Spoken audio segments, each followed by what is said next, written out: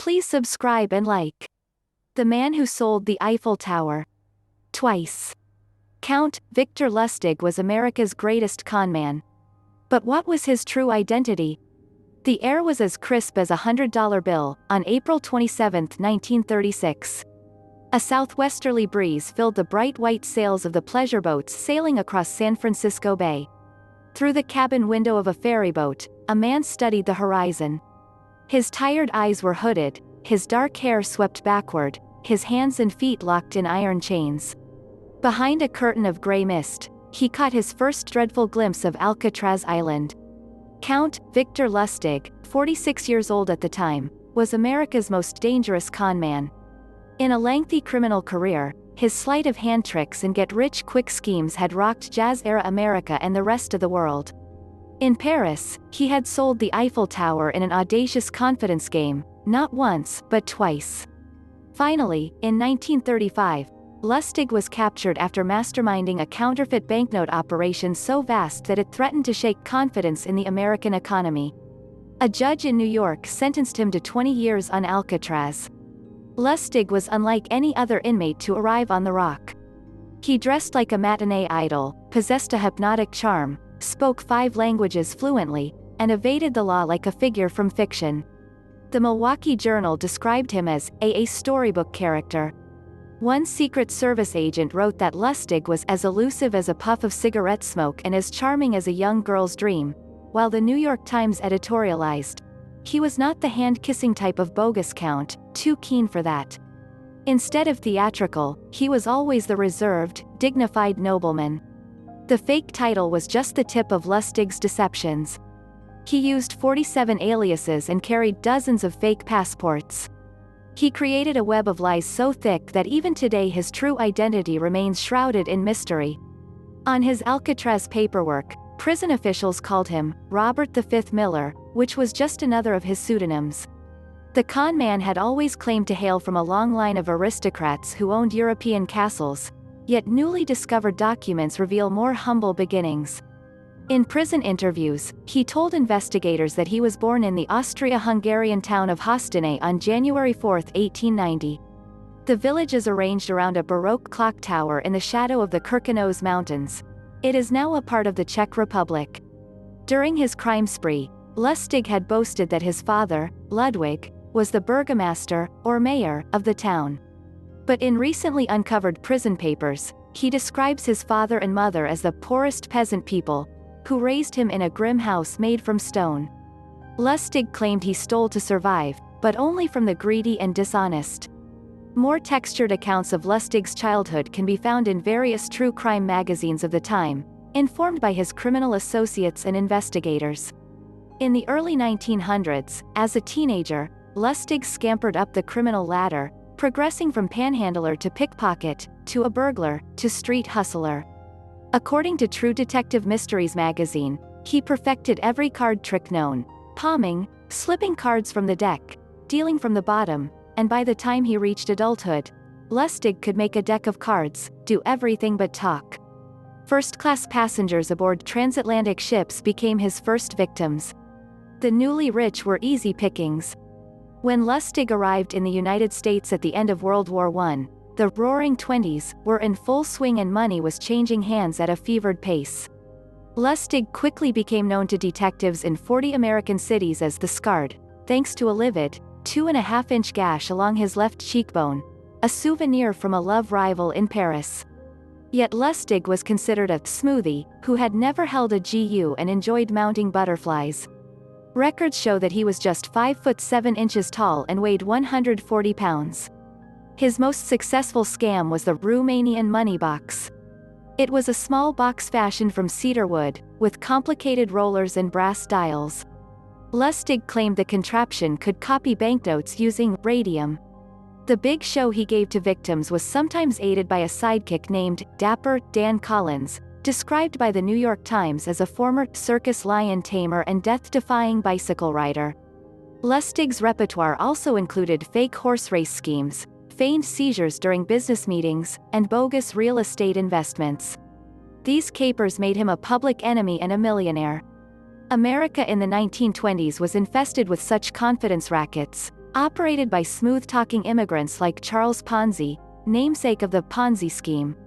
These European con artists were professionals who called their victims marks instead of suckers, and who acted not like thugs, but gentlemen.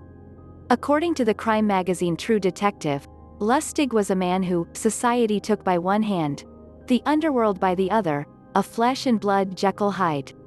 Yet he treated all women with respect.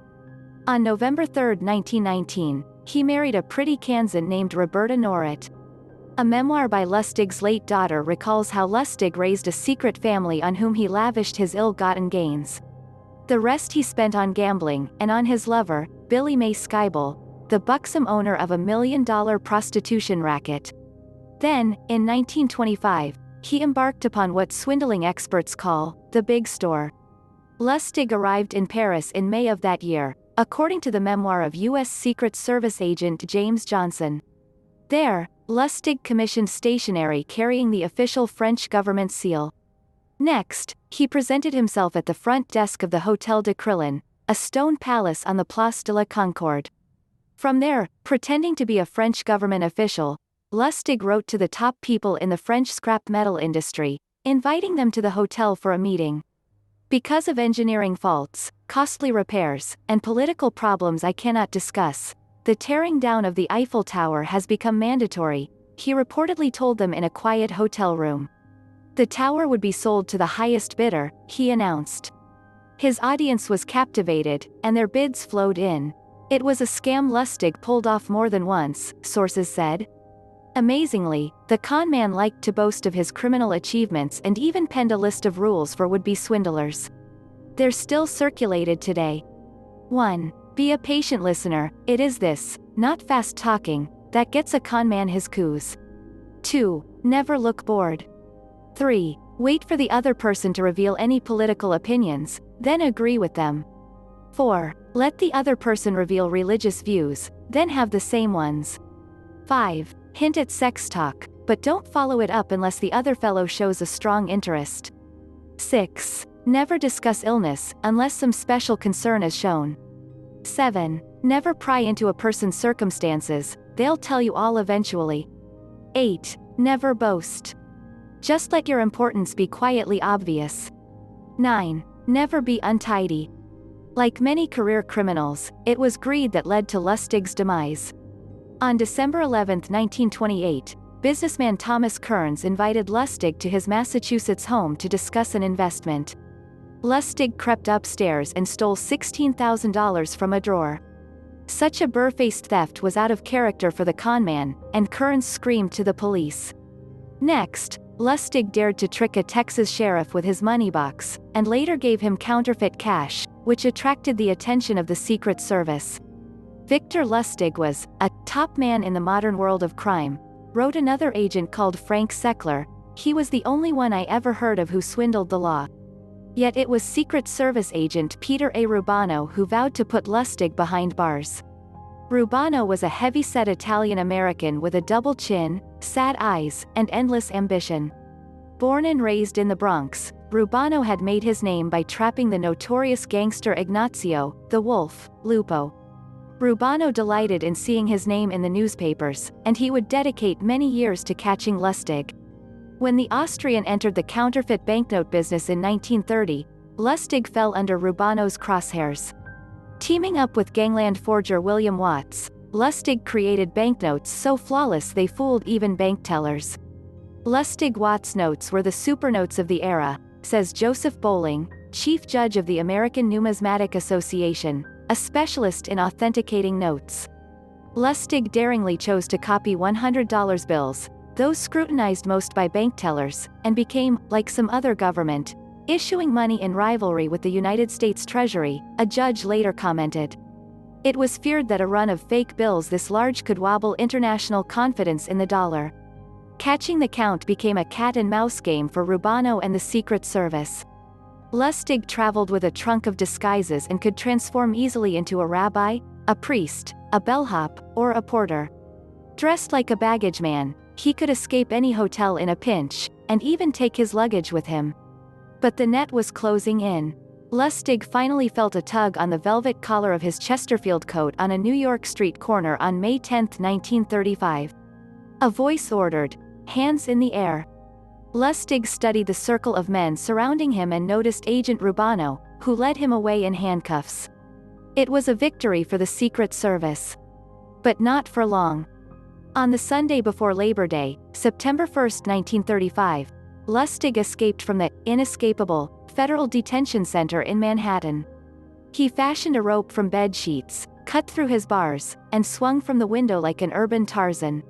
When a group of onlookers stopped and pointed, the prisoner took a rag from his pocket and pretended to be a window cleaner.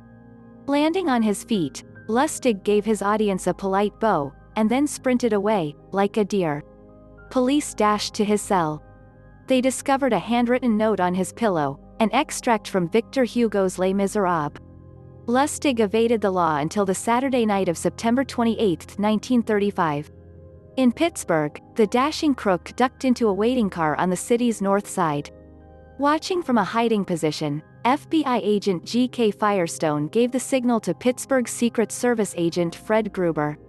The two federal officers leapt into their car and gave chase. For 9 blocks their vehicles rode neck and neck, engines roaring.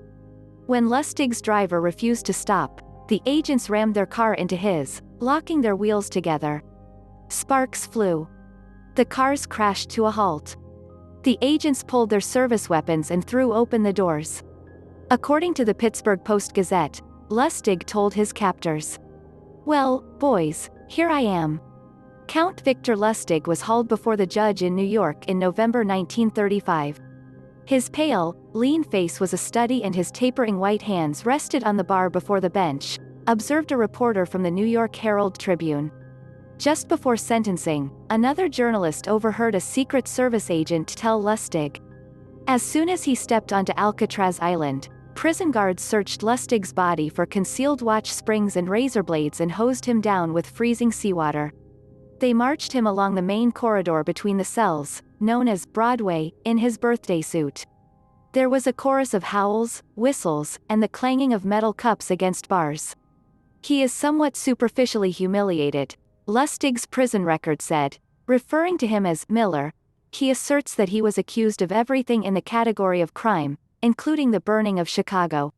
Whatever his true identity, the cold weather took its toll on prisoner number 300. By December 7, 1946, Lustig had made a staggering 1,192 medical requests and filled 507 prescriptions. The prison guards believed he was faking, that his illness was part of an escape plan. They even found torn bedsheets in his cell, signs of his expert rope making. According to medical reports, Lustig was inclined to magnify physical complaints and constantly complaining of real and imaginary ills. He was transferred to a secure medical facility in Springfield, Missouri, where doctors soon realized he was not faking. There, he died from complications arising from pneumonia. Somehow, Lustig's family kept his death a secret for 2 years, until August 31, 1949.